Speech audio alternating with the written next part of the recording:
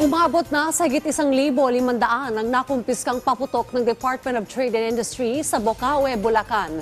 Paliwanag po ng DTI, bagamat lisensyado ang mga manufacturer, walang patunay na pumasa sa pagsusuri ng ahensya o PS Mark ang mga nakumpiskang paputok.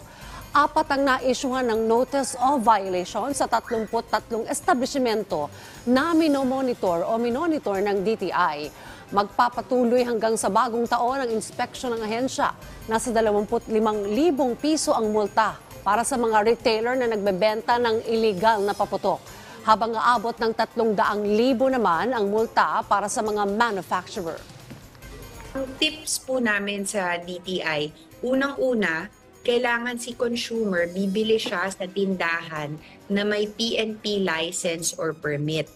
Nakapaskil tong PNP license or permit together with a business permit. Pangalawa, kailangan din po i-check yung mismong paputok or pailaw dun sa box niya kung merong tinatawag na PS Mark para siyang bilog na globe na logo. Sa ilalim nun nandoon ang license number ng manufacturer.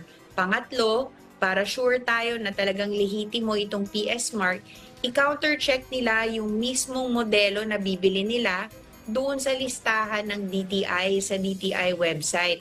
Kasi kada manufacturer na merong lisensya, meron lang specific models na pwede silang i-manufacture at ibenta dito sa merkado natin.